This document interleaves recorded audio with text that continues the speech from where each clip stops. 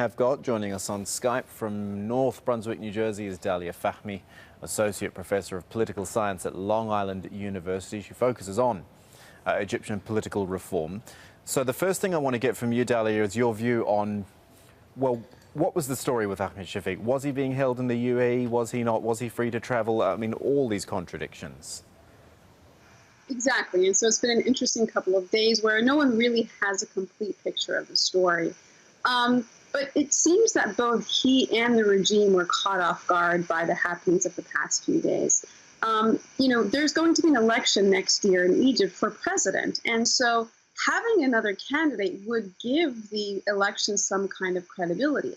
However, for Shafik to be abroad to announce his candidacy, he had also said on Tuesday that he wanted to have a world tour of the Egyptian diaspora community. Now, this is important because in the last 2012 election where he ran, getting the vote of, for example, Egyptians in the United States, Egyptians in Europe, Egyptians in Saudi Arabia, getting the diaspora community to vote was really important. And so now that he has come home or been sent home, it's interesting that this part is no longer part in play.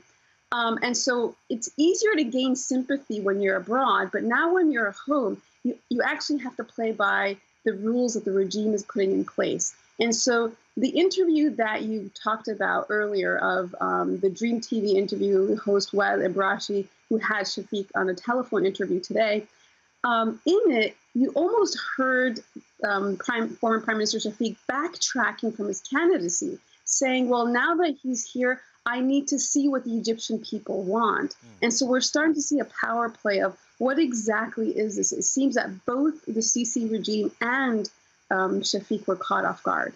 Very broadly speaking, is he popular? We know he was a former prime minister, but is he popular? Well, he did.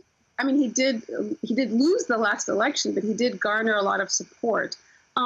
It's not so much about Shafik himself at this point. It is, can the Egyptian public actually have a voice in the coming election? It doesn't seem to be that they will.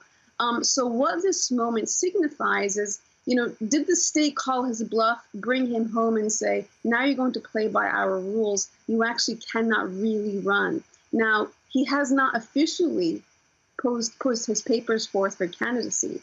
So what this moment is not really clear. But what we do know is that because he was high up in the armed forces, he would not have run for office or attempted to run if he didn't think there was some support within the military.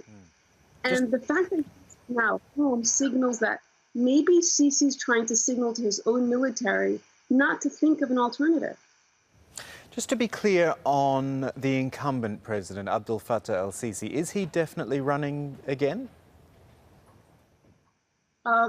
There is nothing to, he has not clearly said he wouldn't. There are no alternatives. The elections are next year. Of course, this is Egypt. Everything is always in flux, but it's pretty certain that either this term will be extended or he will run again.